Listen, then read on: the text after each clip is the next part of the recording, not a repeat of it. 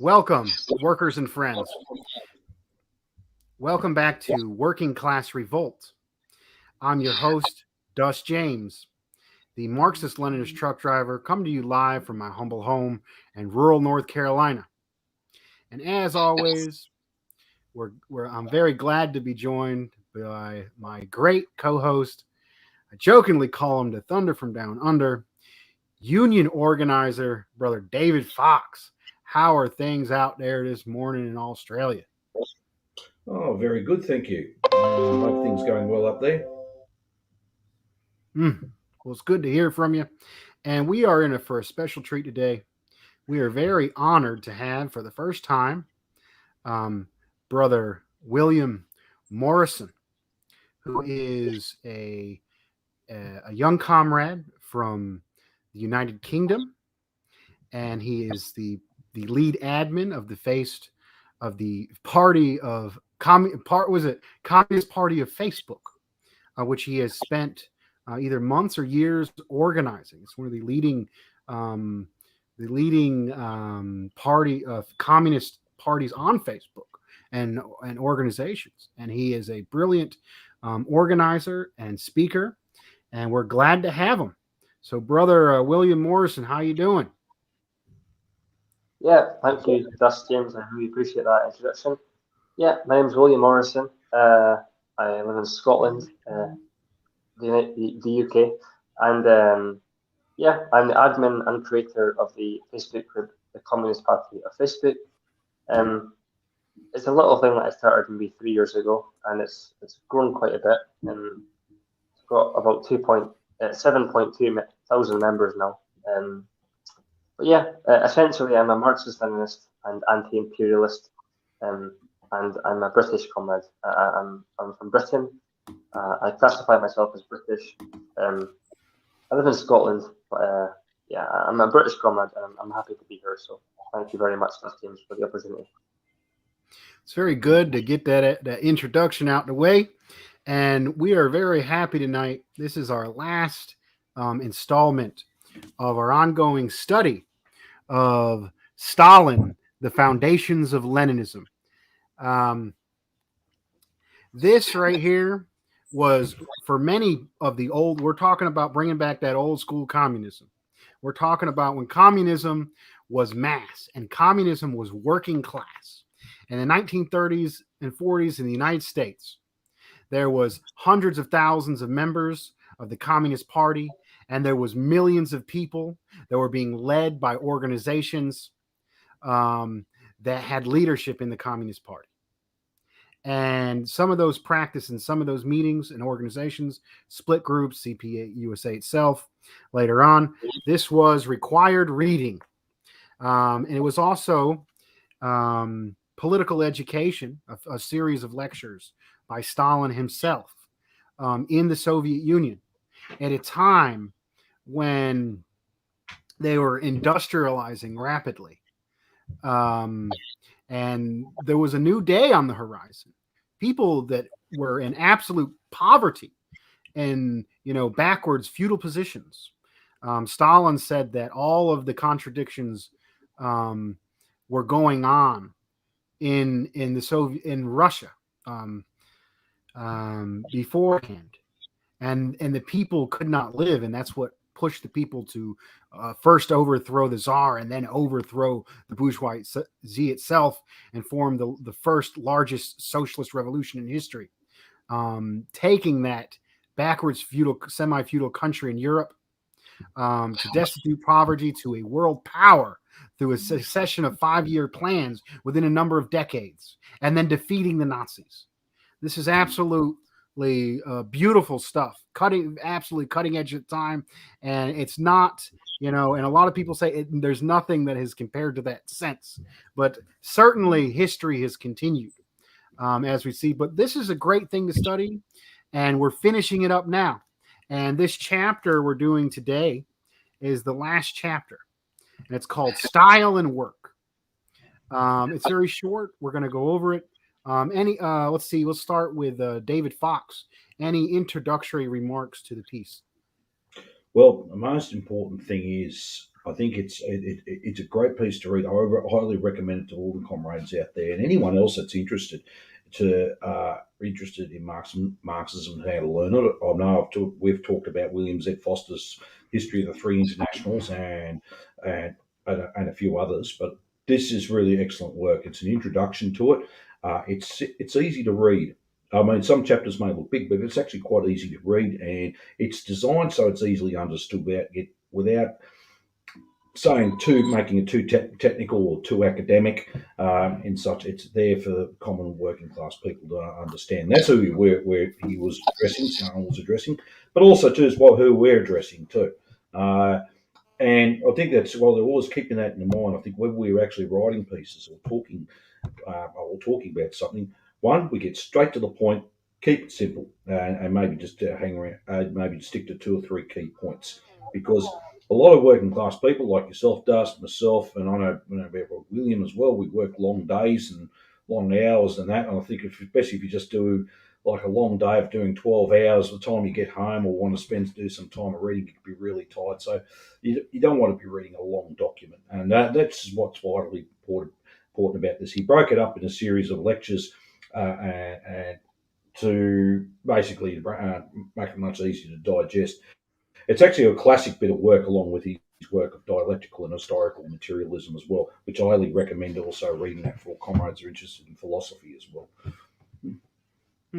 Let's see, Comrade William, any introductory remarks about the piece?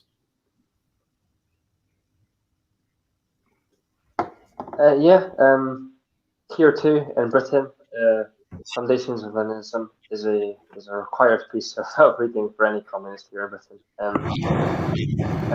It's an amazing book that really describes the key characteristics of Marxism Leninism. And this chapter in particular really kind of describes the ideal worker from a Marxist-Leninist vanguard party perspective, and in the eyes of a Marxist-Leninist, what the ideal characteristics of a worker is. And I think it's a required reading for any Marxist-Leninist or a person who's really serious about building socialism in their country.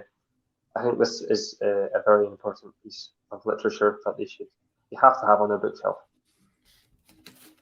Thank you, Comrade. So without further ado, we are going to begin our reading of the piece. Just before we do, can I just add something?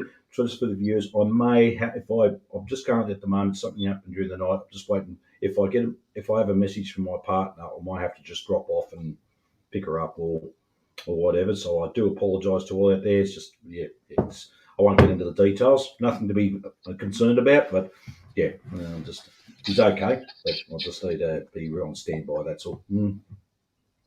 Thank you, Brother Fox. So Brother Fox may be leaving us, so don't freak out if he does. So we're going to begin the reading. This is the J.V. Stalin, The Foundations of Leninism, Chapter 9, Style and Work. We're going to be reading it a paragraph at a time. I'll start, then David, then William. Just find it was about a page and a half. Here we go. I am not referring to literary style.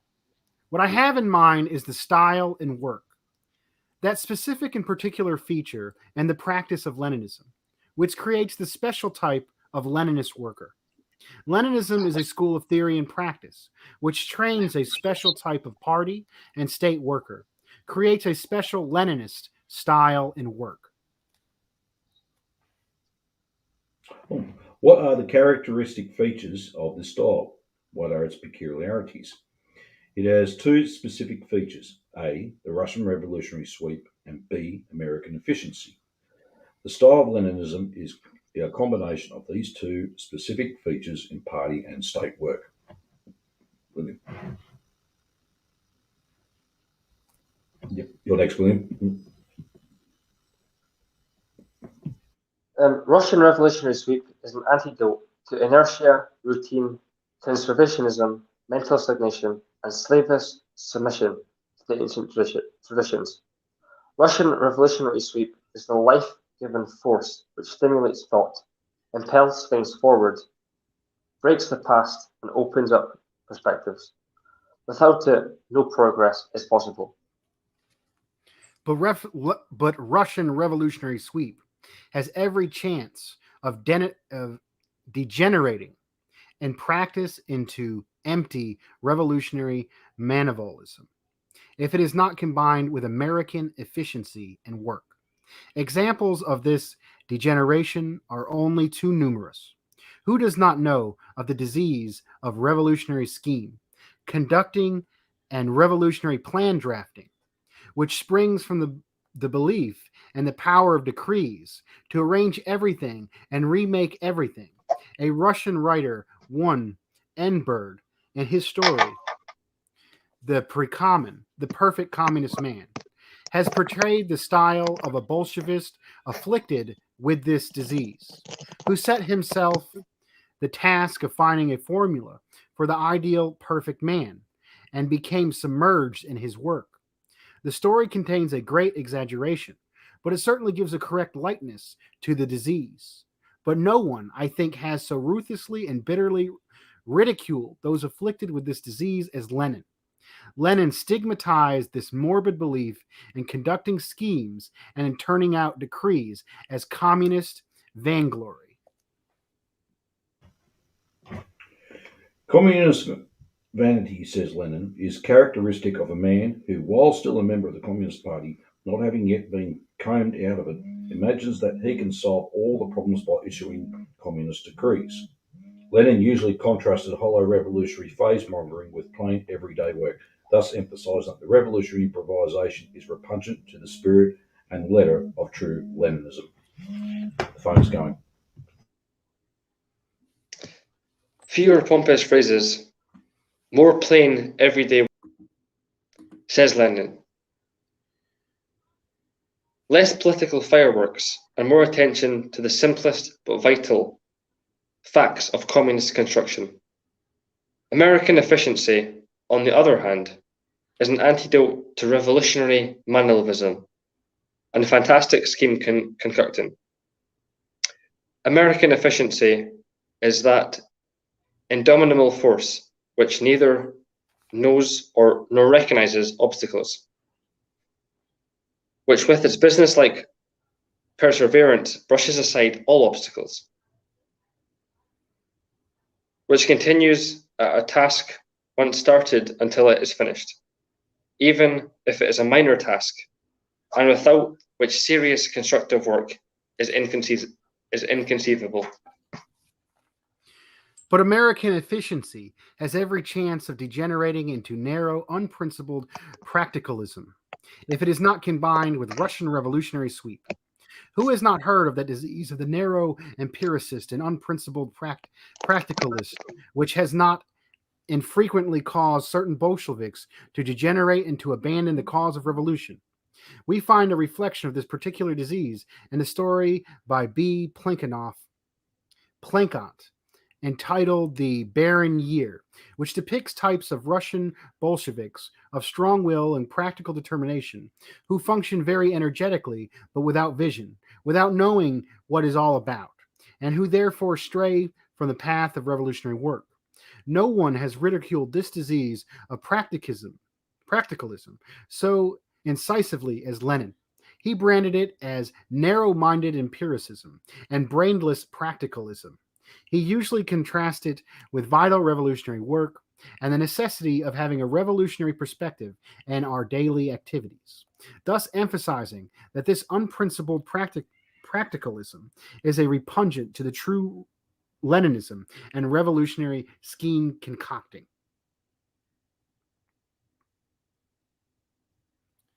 William? The combination of Russian revolutionary sweep with American efficiency is the essence of Leninism in party and state work. This combination alone produces the finished type of Leninist worker, the style of Leninism in work. So that concludes our reading. I'm sorry there was a little bit of an interruption there. When David left, I may have took William out for a second, so you might not have heard there might be a few sentences that were left out. But I I do think apologize that my partner's on the way. She's there, so had to take that call. okay, good, good. So we'll move into our discussion, and we'll start with a round of initial responses. And I just want to start.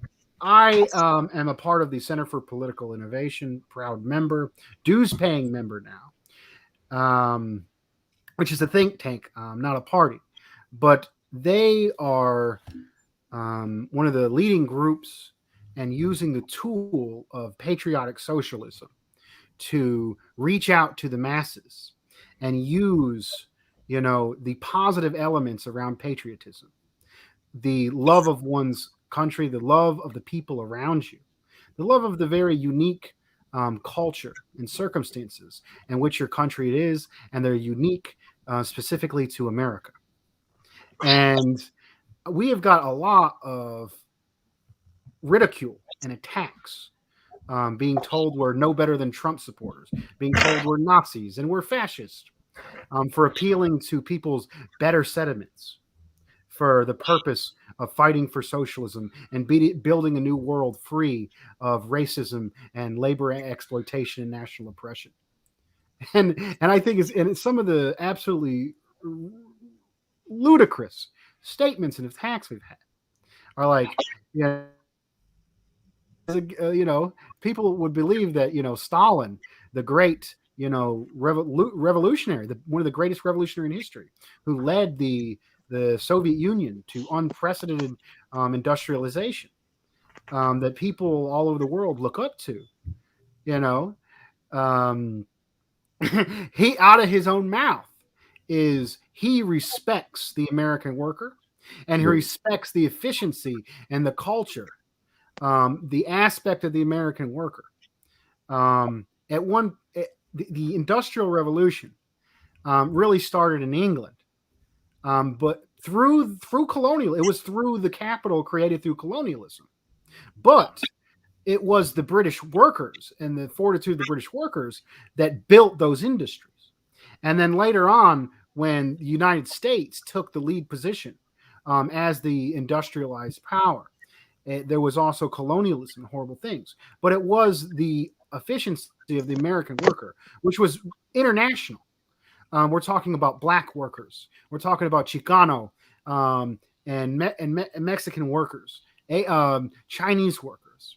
We're talking about immigrants from Eastern Europe, immigrants from throughout Europe and around the world that came to this growing industrial society, and through hard work built the infrastructure and putting their nose to the grindstone. When I think about this idea of the efficiency of the American worker, I also think of, the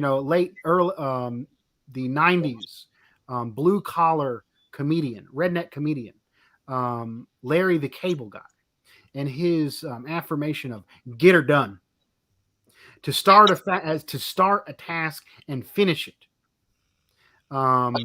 Really means something. So the ideal of Stalin, the ideal revolutionary, the ideal revolutionary worker, is a combination of the efficiency of the American worker and the new revolutionary energy of breaking forth and building a new system of socialism.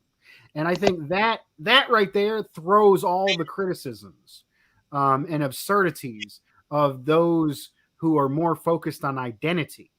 Yeah. And more focused with associating themselves with morality, and rejecting their coworkers, and saying they're better than everyone else because they're the socialists, and they don't even want to identify with China. They don't even want to identify. A lot of them don't even want to identify with Vietnam. Oppressed people are actually building socialism, but their specific type of social, the better. This piece by Stalin just throws those criticisms out of the water.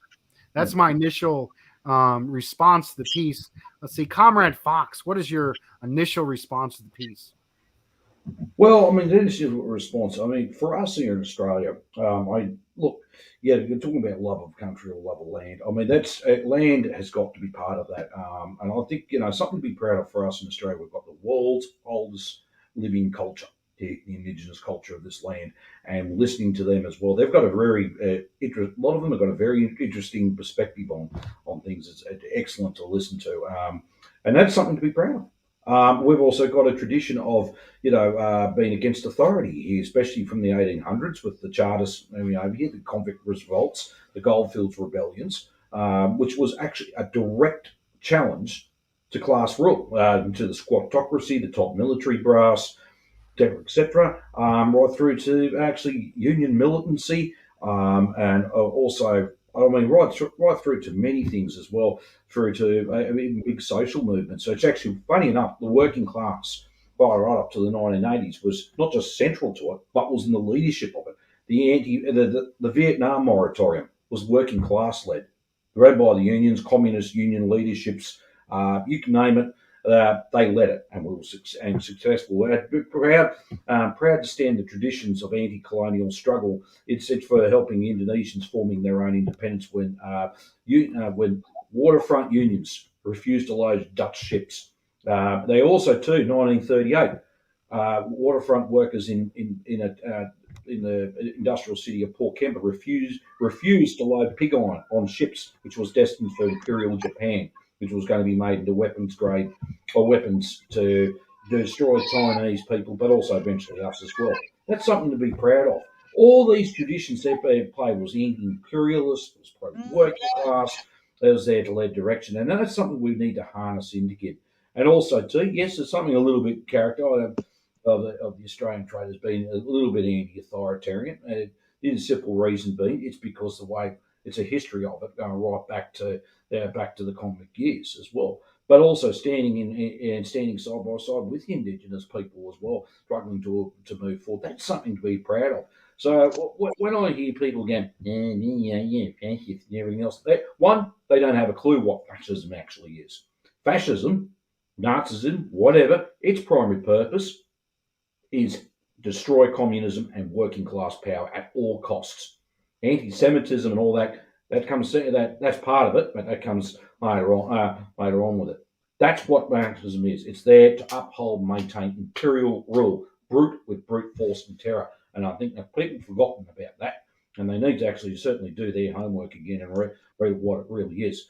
And I think it's I think it's confusing now with national and confusing national chauvinism with something like loving your land, loving the people around you. I don't say, Australia, the best country, we're better than anyone else and net of this and put this other country sucks and everything else. That's national chauvinism, trying to demonise other countries. No, we've got a lot of potential here and everything else moving forward.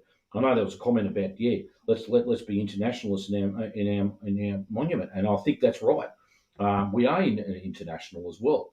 Love of land, but we also do this a love of each other, and we want to advance forward. We don't want to keep tying back to old ways and which were destructive and everything else. We want to move forward and make it a better society to live on. So what this little piece has worked on is actually destroy the myth there. Stop your petty stuff. Look at what's primary. Focus on that, and I like to actually quote an old comrade that passed away. It's an old communist. He died in his mid-90s. A bloke called Vic Williams, and he actually played a good role with me as well and understanding of things. And he mentioned about Stalin's work. One words he said, it's solid stuff. And he said one great line he said to me and a couple of comrades at the time: find the fundamental line and stick to it. Find what's primary and stick to it. Okay, and that's what, out of all this mess, what's primary, and let's stick to it, because we can easily get diverted and easily get sidetracked into all this stuff. And I had I'm not trying to take up too much time, but someone was putting an argument about what's going on at the moment over Ukraine. I won't talk about that at the moment, but the fact is they're putting their 10 cents worth in, because all of a sudden everyone's a war expert all of a sudden. And anyway, if you noticed on social media, anyway, he's putting on about, and now we're free, and he's putting down obviously to Russia and China and everywhere else. And I said, you've been to those countries. Oh, yes, I have, blah, blah, blah. And I said, well, if you have been there, you should have known better than put silly statements here. Anyway, he's going on, but we've got freedom to choose. We can choose this party. I can vote for this party and vote for that party. I thought about it and I decided I'm going to hit him what's primary. So, I think and I said to it, I replied to him. He hasn't come back to me at all. I've hit him with a king hit. I said to him, so I think your term of choice differs from those low income people. Or one, about 2 or 3 paychecks from poverty, from unemployment, job insecurity, foreclosing on their mortgage, trying to survive day to day. They don't have a choice, unfortunately. So I think the argument's there.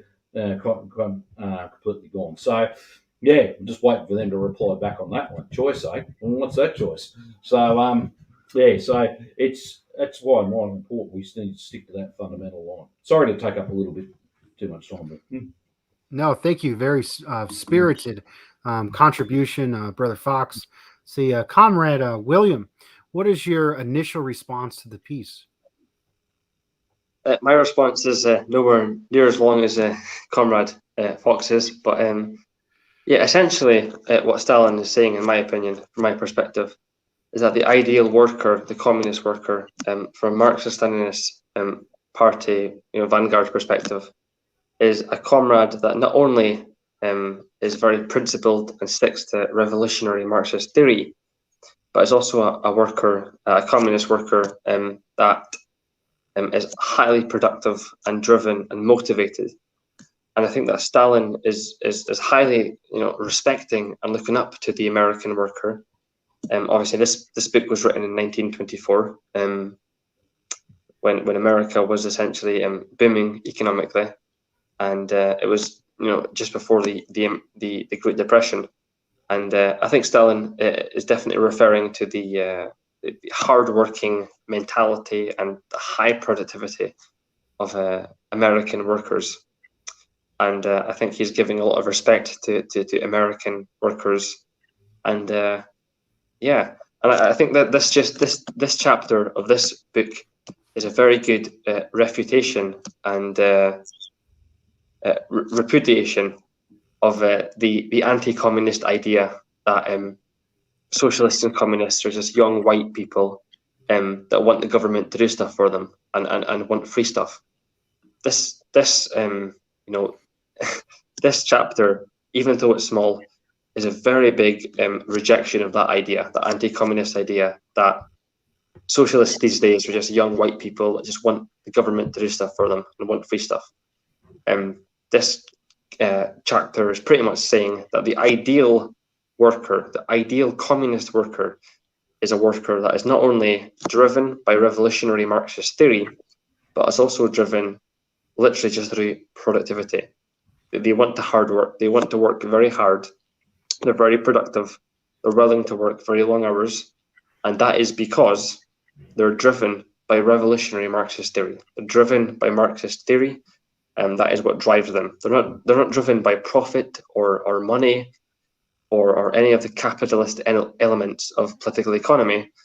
They're driven by the political will to complete communist construction in their respective societies. And so, yeah, I think Stalin, to an extent, is very much respecting the work mentality of American comrades. And yeah, in that they're very hardworking, they're very driven, they're very motivated, and all Stalin wants is the addition of those workers to be revolutionary minded and to be disciplined comrades.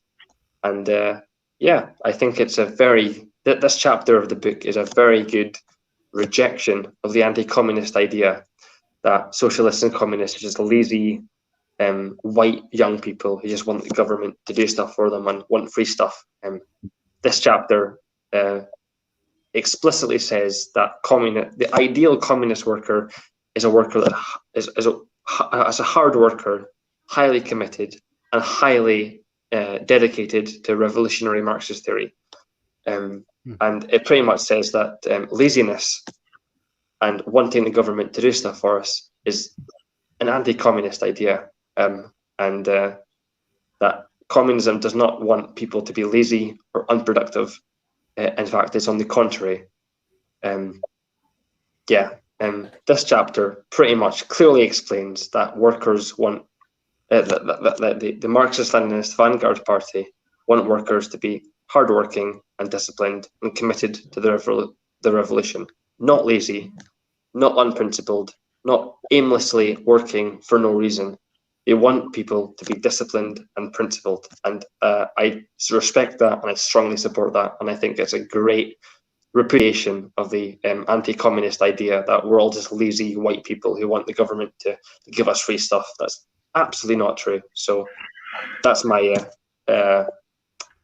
interpretation of this chapter. Thank you, comrade. Very well spoken. Needs repeating sometimes. Thank you, brother.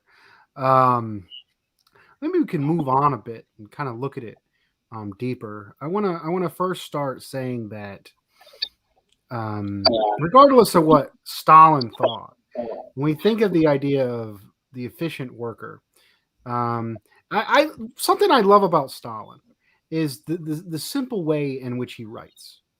And he's a man of his time, and he writes in a way, that's a lot easier to grasp than if you're reading Marx or even Lenin. Stalin is the person that took, these theories and took what was more in tune with the cafes of Europe. And, there was the Union movement and the First International. Yep. But he took something that was more intellectual, and he took it to the most backward part in Europe and united peasants and workers. And when you put an idea is only a physical force, when is it in the mind of the masses? An idea is useless until it's an idea of the masses, and then it becomes a physical thing that becomes a physical force. And the class character of the people who have it determines the class character of that idea itself, and the class character of that physical force itself. So I recently made a post that Stalin took Marxism out of the cafes of Europe and into the factories and the fields of the East, which inspired people like Mao, who brought Marxism to the oppressed world. And we've seen Marxism be championed in the oppressed nations. I think that's very important. Yeah. And that goes along with the discussion here. It's not just revolutionary decrees. It's not just you're the best theorist ever. It is, if there is no, unless you're like, I think Fred Hampton was like, theory ain't shit without practice. If I could paraphrase. Now, as far as the spirit of efficiency, that was a linguistic tool at the time. But I think the idea of efficiency is far greater than, the simple idea of the American worker, which someone identify, you think of American, you think of a white person or something like that. But I think it was way bigger than that. The American proletariat was international. This is talking about former slaves. This is talking about sharecroppers, black and white together. This is talking about Eastern European immigrants.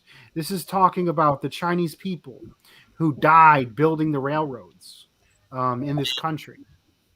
This is talking about the efficiency of the worker in general, which doesn't apply only to America, but it is an international ideal. I think Stalin, was just flippantly using the kind of generalizations of the time period to make this larger point about joining efficiency and revolutionary inspiration. Now, I think this really does go against what we're seeing. Notice the trend is that a lot of people, they get involved in Marxism, not because they truly want to improve the conditions of their community, not because they want to see the oppressed people to take control over their own countries, build up infrastructure and improve their lives and their own sovereignty. But a lot of people get into Marxism because they become rejected from the current society. Either an intellectual character or something just doesn't jive with the people around them. So they seclude themselves.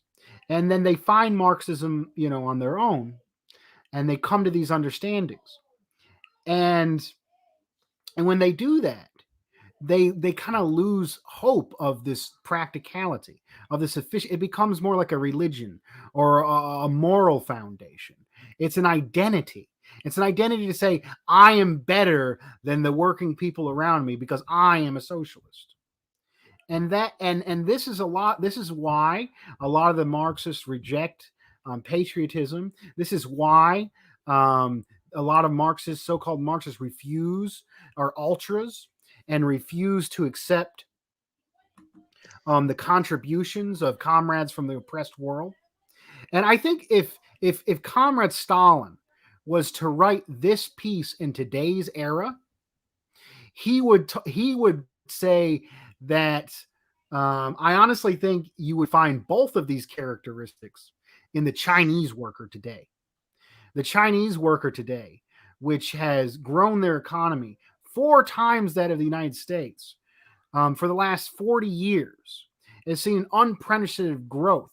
And mind you, without the slavery of the United States, without killing off all the Chinese workers to build the railroad.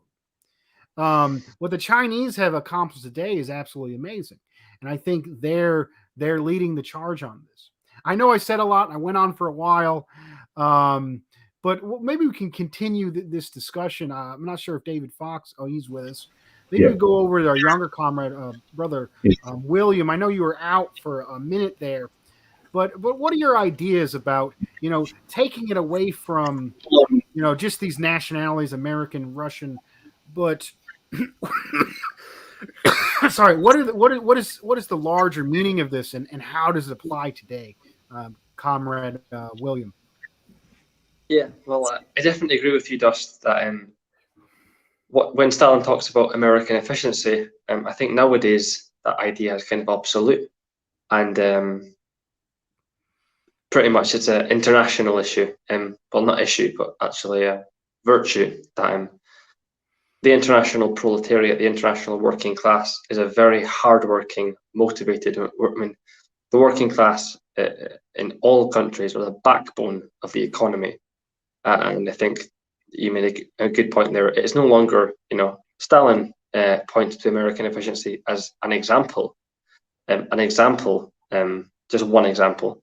But I mean, nowadays, in the state we are now internationally, it's safe to say that the international proletariat is a hardworking, motivated group of people.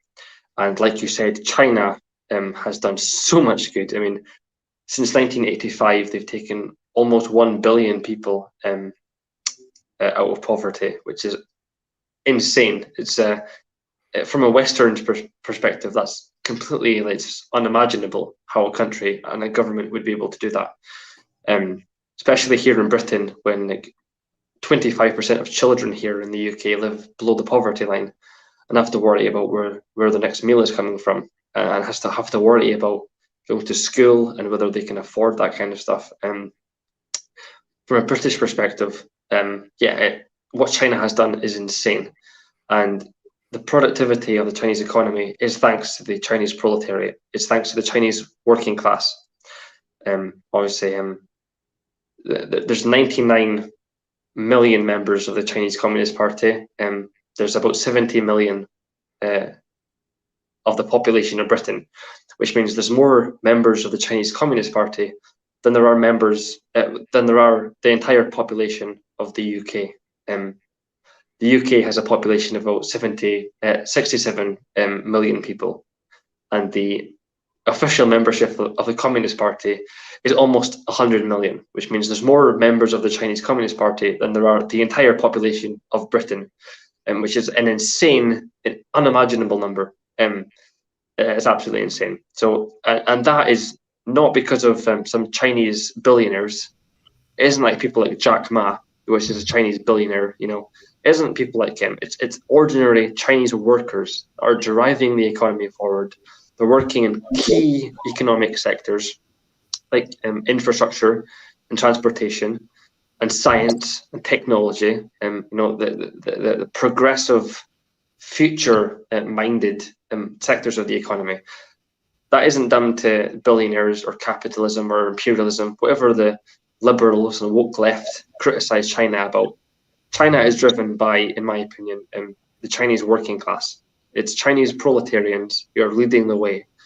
And they are the biggest reason why China is the economic powerhouse that they are today. And so, yeah, when Stalin talks about American efficiency, I don't think nowadays it's fair to just say that it's American workers. It's the international proletariat in general. The working class internationally are facing brutal oppression, both from capitalism, imperialism, and fascism. You see it in Ukraine today. There's self-proclaimed ideological neo-Nazis, death squads that have committed genocide against the people of Donetsk and Luhansk in Eastern Europe, in Eastern Europe, Ukraine. And it's insane. So Stalin doesn't just talk, nowadays we can't just interpret the American efficiency as an American characteristic. It's international. All working class from all countries are hardworking, driven, motivated, and revolutionary-minded people. And that's a necessity.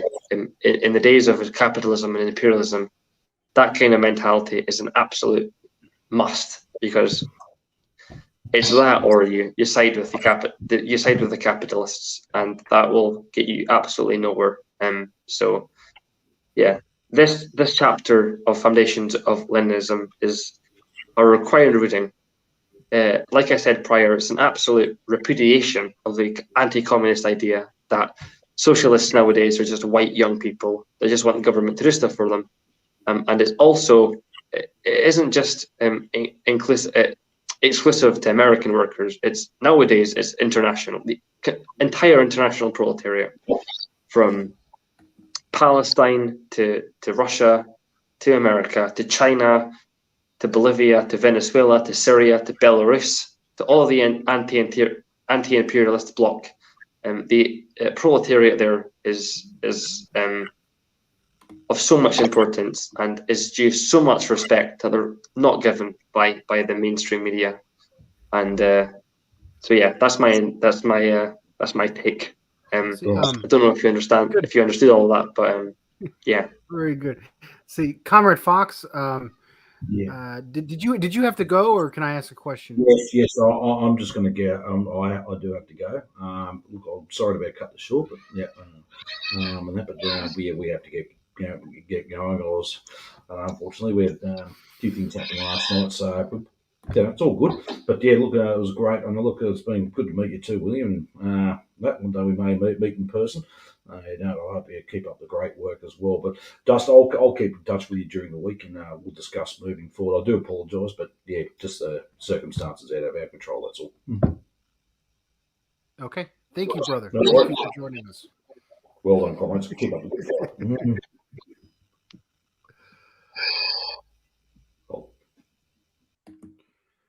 Okay, looks like brother Fox is had something come up and has to go. I was trying to get his last thought on it.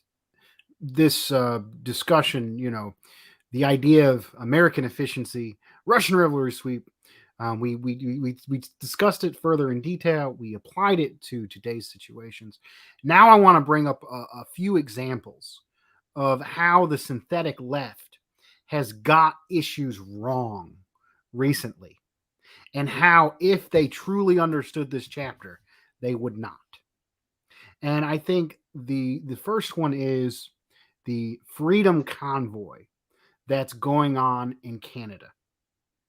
Now, if your entire position on Marxism is that it is an identity to you, that it is something that you identify with yourself as being moral or superior, the people around you, that you figured out something to do, and you don't actually work or build anything to get things done or build socialism, but you argue with random people on the internet that how you are superior. If that is your position, are you going to support workers in motion who may not have the best social views along with other views, or may not even be making the best demands? No, you're going to completely say, no, I want nothing to do with that. But if you understand this chapter, and you understand that the best revolutionary worker has both the get her done spirit, I'm going to call that, and the revolutionary inspiration, a revolutionary sweep, they would recognize workers in motion coming up against a capitalist junior partner state like in Canada, and are having just democratic demands, like not wanting the vaccine. Now, it was sponsored by the right wing, and it was pushed by the right wing. It's more than likely going to be co-opted into conservative campaigns. But we are seeing the largest convoy in history, and we are seeing mutual aid networks pop up.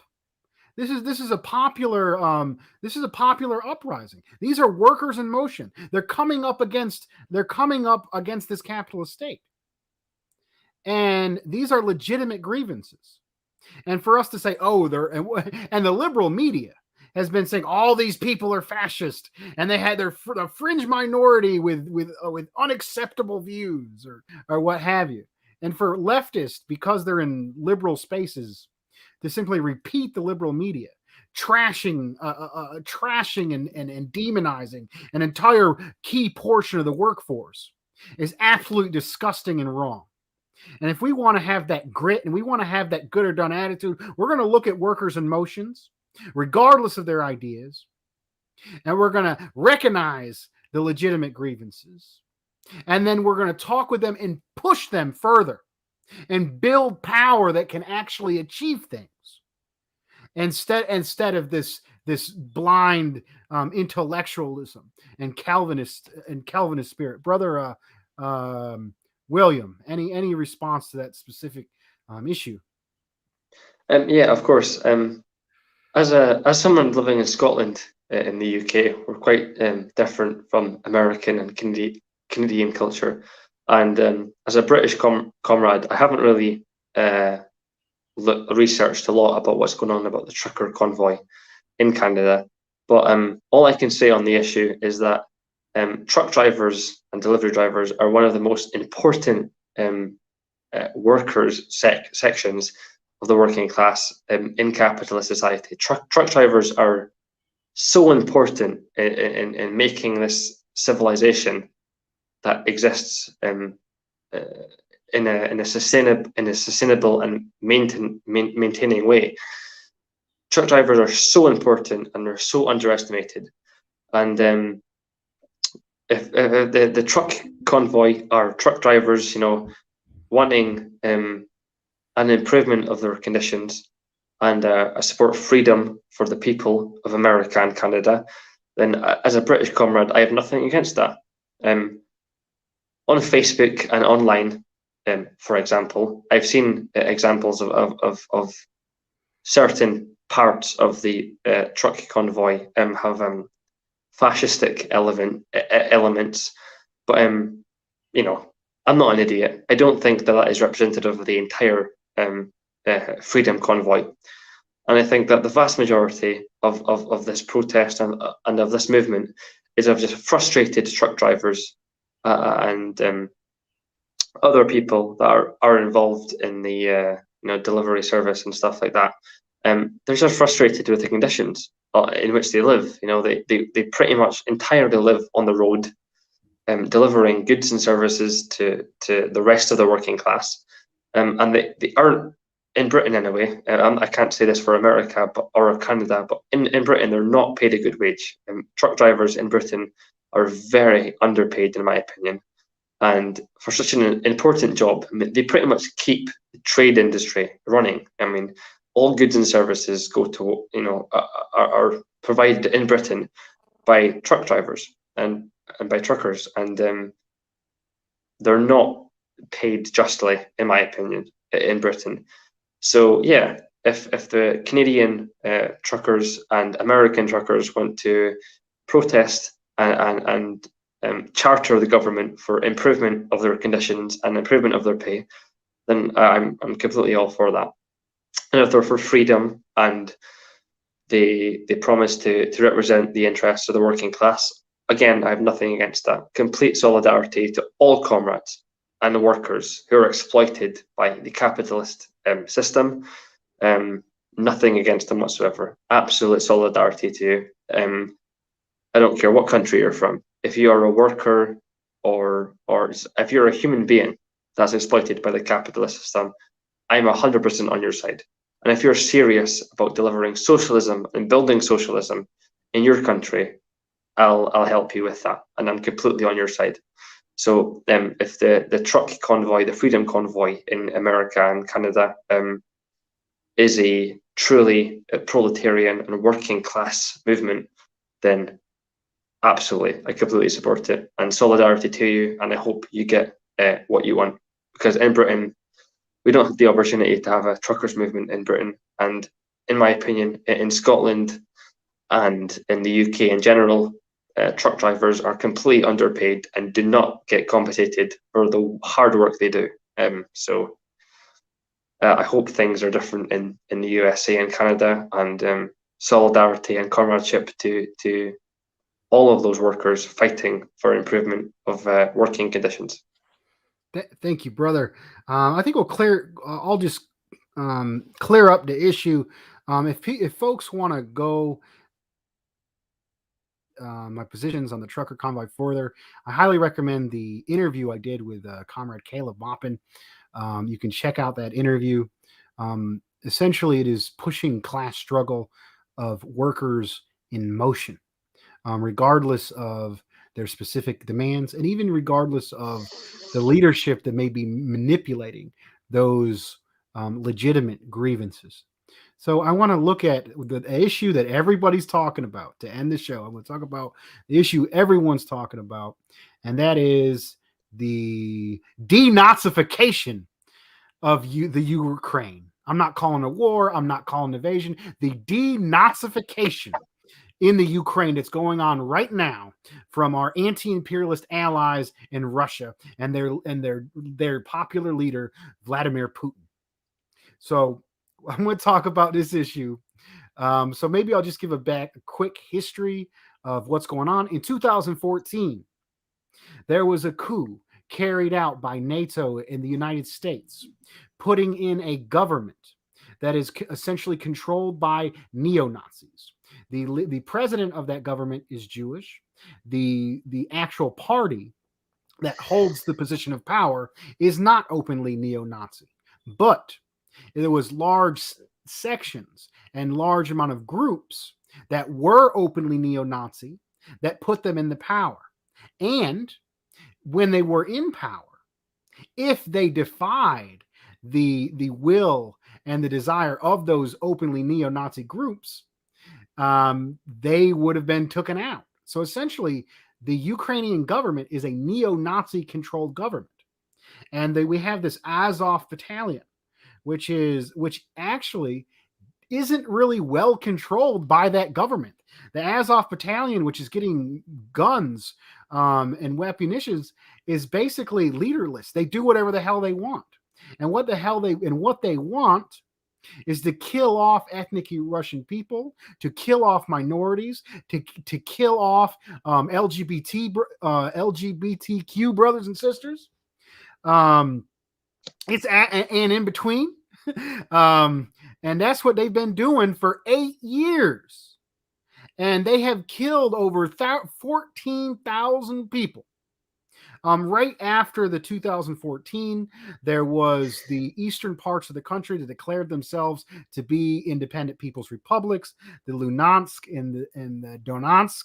I'm not saying that right. The brother William can say it better. But then recently, the U.S. was saying, hey, Russia's going to invade. Russia's going to invade. Well, I honestly think the Russians had no intention of invading, but the United States kept pushing it and kept pushing it, and there's evidence to believe that they told their Nazi pawns to escalate tension. The Nazi pawns started bombing different villages, putting things, and it pushed it to a point where Russia had no option but to respond. And when they responded, the mother of all sanctions, poverty grinding sanctions, went into effect. And when that happened, instead of just going into the republics and defending them, because they're already paying the price of the horrible sanctions, it was definitely the absolute strategic position to go all the way in and destroy the Nazi threat that was installed 8 years ago and is threatening their safety. Now, and when they did this, when Russia denazified the Ukraine, it wasn't just a victory for the ethnic Russians that were facing the violence of the neo-Nazis. It was a victory for the international proletariat and all anti-imperialists, because one of the largest countries in the world, the largest landmass country in the world, one of the largest world powers in the world, stood up against the dominance of the imperialism led by U.S. imperialism. Humanity's main enemy, imperialism, led by U.S. imperialism. They stood up against it.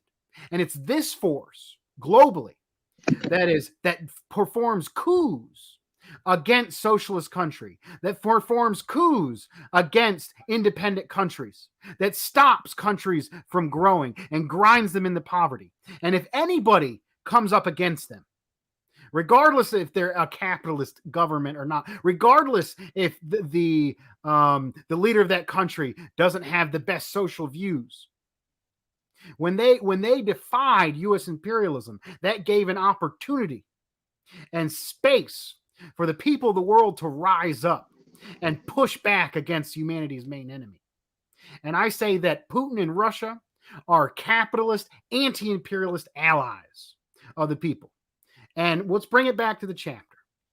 So if you think that Marxism and revolution is simply being identifying as a more moral superior person, you're not going to see the nuts and bolts and the material effects of standing against imperialism like our brothers and sisters in Russia and Putin were able to do with this denazification.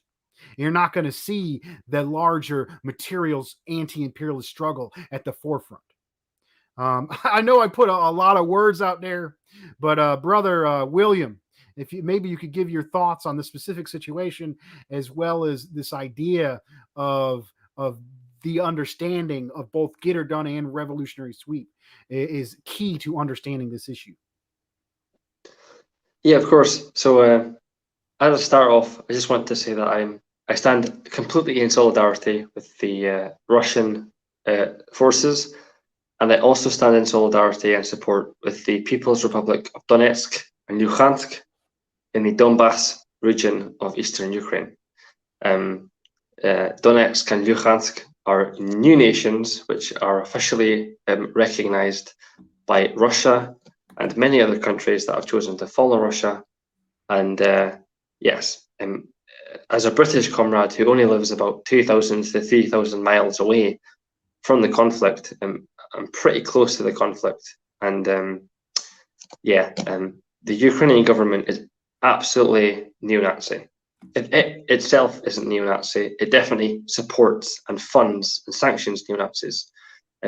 Like Dust James said, the Azov battalion is openly neo-Nazi. It's a white supremacist neo-Nazi battalion.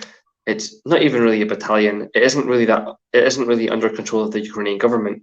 It's pretty much a death squad. It's a death squad that's supported by the imperialist West to suppress and dispose of any opposition to the Ukrainian government. The Azov battalion, the military badge that the Azov battalion wear is the Sonnentraum sun, which directly correlates to Nazi Germany alchemy, in which a Nazi German alchemist made the idea that they could make a superior Nazi Aryan race using the blood of kind of editing and modifying the blood of ordinary Germans. The Sonnentraum sun is an openly fascistic and neo-Nazi symbol. It's a disgusting, sinister representation of the horrors of the Holocaust, for example, where 6 million Jews were systematically mass murdered by a neo-Nazi regime, and the likes of the Azov battalion, which isn't really under the control of the Ukrainian government, is pretty much acting independently by now. It's a separatist militia. It's an extremely right-wing neo-Nazi militia, and it has been responsible for the deaths and murder and execution of hundreds, if not thousands, of children, women, and innocent young men of Ukraine and Eastern Ukraine. The Azov battalion, as far as I know, is operating in southern Ukraine. It's defending the southern flank against the Russian troops that are advancing from Crimea. But yeah, even the badge that the Azov battalion wear is openly neo-Nazi. And Volodymyr Zelensky is also very, very fascistic, and I can't imagine anyone that could support him. The UN General Assembly voted a couple of years ago whether or not countries support the provocation of hate crimes against the LGBT and trans people. And Ukraine and the USA were the only two countries in the entirety of that election voted against the resolution of carrying out hate crimes against the LGBT community. Ukraine, a fascistic government, and the USA, they were the only two countries that voted against that resolution that would have supported LGBT comrades. Every other country pretty much voted against it, including Russia, China, Venezuela, Belarus, and Kazakhstan, which are obviously members of the anti-imperialist bloc. So yeah, my perspective on the situation in Ukraine is that Ukraine is a neo-Nazi government, or if not, it definitely supports neo-Nazi death squads that have carried out the deaths of 14, if not 15,000 deaths in Eastern Ukraine since 2014. So in 8 years, 15,000 people have been murdered by the Ukrainian government or Ukrainian Western imperialist backed death squads, not militias, death squads. And everyone's surprised that Ukraine, everyone is surprised that Russia has retaliated. Well, of course, Russia's retaliated. Russia was the first country to officially recognize Donetsk and Luhansk as people's republics, and many countries followed their suit.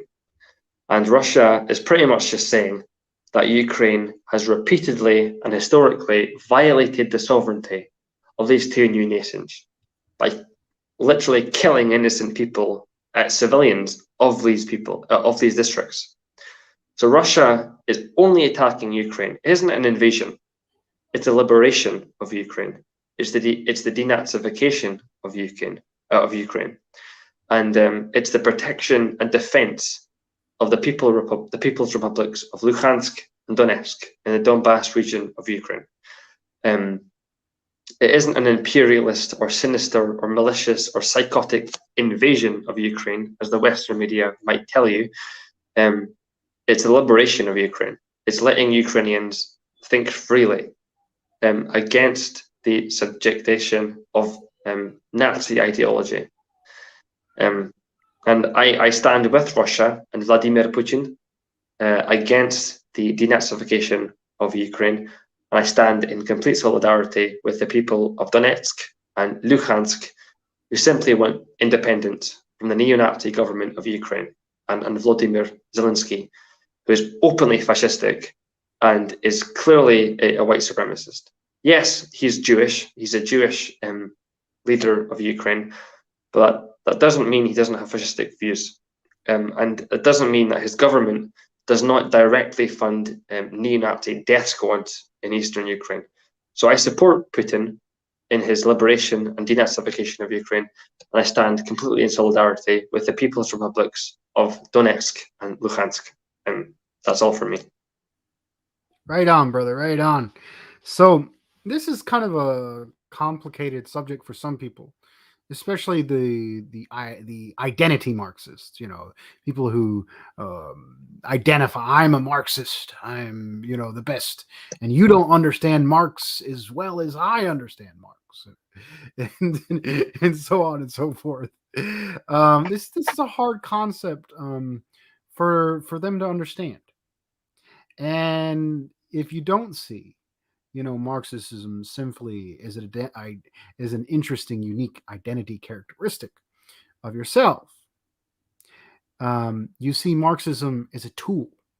How Marx saw Marxism, how Lenin saw Marxism, how Stalin and Mao saw Marxism is a tool to better understand the world, or the political and physical world around us, and use that understanding as a guide of action. A guide of action to throw off the shackles of capitalism and the dying system and build a new system, a more advanced system that enables a better life for the people. And when you're building on the ground, when you're getting her done, it's dirty and it's messy. And it takes discipline, and it takes alliances, and it takes retreating sometimes. It takes charging sometimes. It takes courage. It takes standing up to be the only voice in the crowd. And it takes identifying with the people around you that you might not like and pushing them to fight for themselves and empowering the people around you. And right now, the global class struggle is anti-imperialism. Because the main force holding us back is imperialism led by U.S. imperialism. So I think it's a good day. This is a good day. The fact that Russia finally was able, after they saw the injustices on their border, and they wanted to do something about it, either from fear, or simply not wanting the West to sanction and destroy them, to them to finally get the gumption to push off the humiliation that has been pushed on the Russian people and their allies and the ethnic Russian people in the republics in former Eastern Ukraine. It is a good thing. Now I got a comment say war is never good. I would like to put that out. And war is never good. Just like Lenin said that all states are repressive. But sometimes a state and sometimes war is necessary. Especially when you only have two options. What are the two options of Russia had? Do nothing and let the continued Nazi occupation and hell and terrorism continue on their border. Threats to their security continue, or to use the tool of war and smash what is threatening them and smash the injustices. And what I'm ready to tell folks is that we are not liberals. We are not simply out here to, make ourselves feel good, to look around the world and say, I want a world that I could feel a little bit better about. This war thing is too much. Leave imperialism alone. Leave my middle class nice position alone. Just have imperialism without less war and a little bit less racism. That's essentially what liberalism is. We are Marxist-Leninists. We are communist. We scientifically analyze the world, and then we take decisive action to use that information to make it better. And war, and I think a good ending note of this is that the absolute humiliation and injustice and exploitation that the workers and oppressed people of the world endure daily, hourly, by the minute is far, far worse than the war and the revolution it's going to take to throw off the enemy, the imperialists, and to form a new world and a better society. Comrade William, those are my closing thoughts. Any closing thoughts for this session? Yeah, absolutely. So, firstly, I completely agree with you that Marxism is a tool of analysis for the world perspective. It isn't a doctrine, it isn't a dogma. There isn't a list of rules that we have to follow. Marxism-Leninism is a philosophical tool that helps us analyze the world around us. And that tool is dialectical and historical materialism. Dialectical and historical materialism is the philosophical underpinnings of the Marxist-Leninist ideology. And using that as a base, all communists can use that as a tool of analysis to analyze the world around us and the current situation of the world today. Secondly,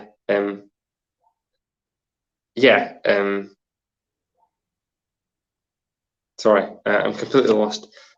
Secondly, go ahead. Anti-imperialism is the biggest construction in today's society. You cannot claim to be a communist or a socialist without being an anti-imperialist. Lenin made that pretty clear in 1917 when he helped carry out the Bolshevik Revolution. There were certain material conditions that helped give way to the Russian Revolution. And I think one of the key factors of that revolution was the fact that the Bolshevik Party, under Vladimir Lenin, was an anti-imperialist party. It wasn't just communist. It wasn't just a progressive party. It was also anti-imperialist. It analyzed the international situation and understood that imperialism was the biggest contradiction of society. So we cannot progress, we cannot succeed as communists without first being anti-imperialist. So when it comes to Ukraine, when it comes to Syria, when it comes to Palestine, when it comes to any international conflict, we have to analyze it from an anti-imperialist perspective. Who is the beneficiary of the war that is currently happening? And who are the victims? Well, in Syria and Ukraine, I can tell you the exact same thing. The beneficiary of these conflicts were the US government and the US military complex and their allies here in Britain and Western Europe. NATO is a Nazi fascistic organization. And I am not just saying that because I disagree with them. I disagree with that because they literally historically are. Many former Nazis and fascists are now currently members of NATO and are directly involved in the decision making of NATO decisions. So when it comes to Ukraine, when it comes to Palestine, when it comes to Iraq, when it comes to Iran, when it comes to Syria, when it comes to Libya, when it comes to Yemen, country after country, lie after lie, imperialists have benefited from the genocide and the mass murder of innocent people across the globe, mainly for oil, for political power, and for political influence, and to exploit the people and the resources of the countries in which they invade. And as communists, we have to vehemently oppose that. We are anti-imperialists to a strong extent. So as an anti-imperialist, I absolutely support Bashar Qasim al-Assad of Syria. I supported Muammar Gaddafi of Libya. I supported Saddam Hussein of Iraq. I support the current government in Yemen, who are fighting against imperialist-backed death squads. And I stand with Russia and the People's Republic of Donetsk and Luhansk in the Donbass region. Russia is only fighting this war because Ukraine and their neo-Nazi death squads have continuously mass murdered 15,000 innocent people over an 8-year period. And Russia has finally had enough of this on their own border and are now defending themselves and those two new nations against neo-Nazi death squads. So I think it is of utmost importance that Marxist-Leninists and communists in today's era, in today's epoch of platform runaway capitalism, that we stand strongly, not with just socialist and actually existing socialist nations. Of course, communists support China, Vietnam, Laos, Cuba, and the DPRK. But anti-imperialists should also support countries like Nicaragua, Venezuela, Belarus, Syria, Palestine, obviously, is a must. And I think a lot of communists nowadays are too afraid to voice their opinion of their support of these countries because they're scared, because they've listened to too much Western media. They think that Putin is the bad guy. They think that Venezuela is a country that has mass starvation and disease and poverty. They think that Belarus is an authoritarian, dictatorial, reactionary government. They think that Syria used chemical weapons against their own people. They think Muammar Gaddafi gave his troops Viagra to mass rape and pillage villages in Libyan villages. They think that Saddam Hussein had weapons of mass destruction. Again and again, these theories and conspiracy theories have been debunked. None of them are true. They were all lies by the US and imperialist-backed governments. Muammar Gaddafi didn't give his soldiers Viagra to rape his own people. Saddam Hussein didn't have weapons of mass destruction. In current-day Nicaragua and Venezuela, crime rates and poverty and unemployment are fairly low in comparison to Western nations. Nicaragua is doing significantly well under this Christian Socialist Party that currently runs Nicaragua. They're doing fairly well. Venezuela under Nicolas Maduro and obviously Hugo Chavez, amazing socialist revolutionaries. Bashar Kazim al-Assad is an amazing anti-imperialist who deserves the support of all anti-imperialists and Marxist-Leninists across the world. Alexander Lukashenko of Belarus also warrants support by anti-imperialists. I'm sorry, I'm running a little bit, but a lot of modern day socialists and communists seem to only think only 5 countries in the world deserve support: China, Vietnam, Laos, Cuba, and the DPRK. And that's not true. Those countries obviously are worthy of support. They're the actual existing socialist nations of the world. They're the 5 remaining red stars of the world. But there's also anti-imperialist countries. And those anti-imperialist governments, whether or not they're socialist, are directly helpful to the international proletariat. And they stand vehemently and staunchly against US hegemony and monopolistic capitalism. And countries like Belarus, Syria, Venezuela, Nicaragua, Russia, they also deserve support. So sorry for the long rant, but yeah, I'm done now. I promise I'm done now. But yeah, I think it's important that nowadays self-proclaimed Marxist-Leninists should not only support actual existing socialist countries, but should also support anti-imperialist countries. And they should recognize that anti-imperialism is the main contradiction of modern-day capitalism. And you cannot be a communist. You cannot claim to be a communist without firstly and primarily being an anti-imperialist. And that's my main take from today. Thank you, brother. Well, that's going to do it for our show. Very good. This concludes our study of the foundations of Leninism. If you didn't watch the previous chapters of this discussion, I'm going to make a playlist for people to watch. We won't be here next week, but we'll have something in the works for the week after that. So if you could raise your fist with me, brother, and we'll do our ending chant. Repeat after me. Dare to struggle. Dare to struggle. Dare to win. Dare to win. All power to the people. All power to the people. Right on. Thank you, everyone.